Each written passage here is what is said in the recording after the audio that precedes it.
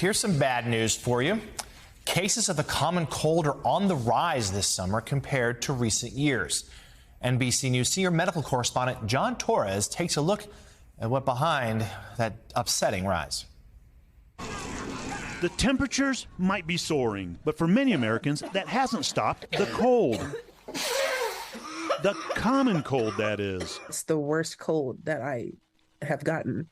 Across the country, it started off with sneezing, then congestion. It's been the summer of sniffles. And just a lot of, runny nose, always keeping tissues next to me. So the numbers you're seeing now, more than during the pandemic? More than during the pandemic, absolutely. Dr. Larissa Pisney specializes in infectious diseases at the University of Colorado Hospital, UC Health. We're hearing from actually a lot of people that I'm getting a summer cold. I haven't gotten it for the last 2 or 3 years. Are you seeing the same thing here, that numbers are going up? So compared to the rates of positivity for things like rhinovirus, enterovirus, adenovirus, we are seeing increased numbers compared to prior years. Those are some of the viruses that can cause the common cold. And if you look at the CDC chart, it shows how the adenovirus has peaked this summer nationwide. Sick absolutely sucks, and I've been going through 1,000,001 tissues. It was kind of weird to stay inside and have a cold and want to drink tea when it was 85 degrees outside. So why are we seeing more colds now? It's basically we are not masking, we're not hand washing as much. Doctors believe those pandemic precautions so many took kept the cold at bay. If you do have a cough or cold, make sure you hand wash. Up to you if you would like to wear your mask or not. And it's the same if you want to avoid a cold. Wash your hands frequently and even wear a mask in crowded spaces if you choose. Ways to avoid this now common summer bummer. I've never gotten sick during the summer, so I was like, what's going on? And if that's not bad enough, it's not only colds that seem to be getting worse, it's allergies as well. Joining us now, medical anthropologist Teresa McPhail. Her latest book is titled Allergic, Our Irritated Bodies in a Changing World. Teresa, thanks for being here. So it does seem like, and just anecdotally, people you hear talk to, that like their allergies are worse this year than they've been previous years, and they're worse the year before. What is behind this rise? It's a whole concatenation of different factors, including air pollution. We use more antibiotics.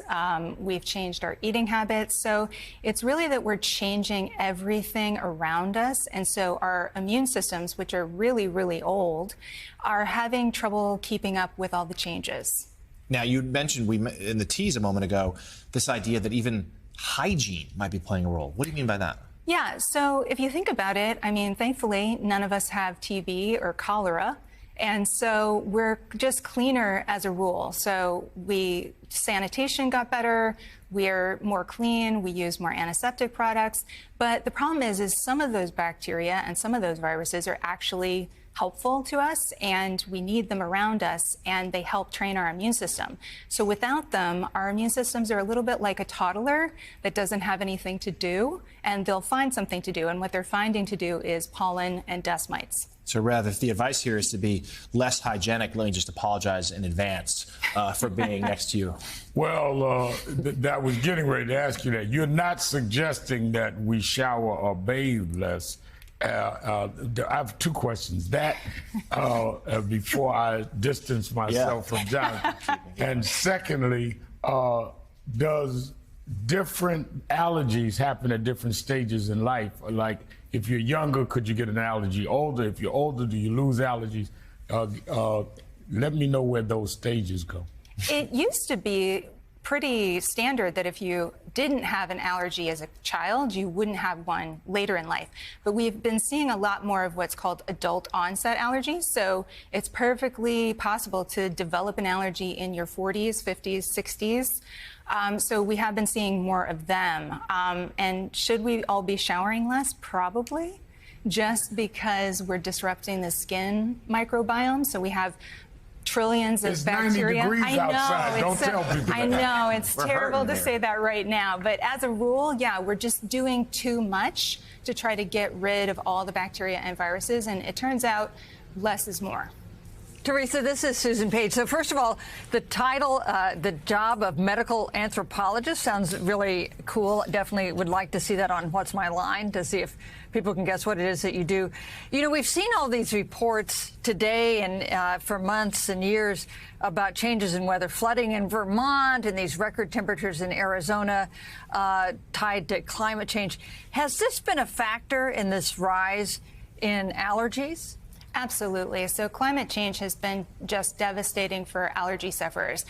Right now we have wildfire smoke drifting down into the U.S., and so those particulate matter is very irritating to the lungs. Pollen can actually hitch a ride on those particles and get delivered deeper into your lungs. So there's a direct connection between increase in pollution and increase in asthma rates. But also the flooding causes more mold spores. So we're actually seeing a big rise in mold allergies, even as north as places like Boston at this point. All right, the new book is titled Allergic, Our Irritated Bodies in a Changing World. Teresa McPhail with mixed prescription for how we can handle this going forward. Rev, you and I will confer after the show.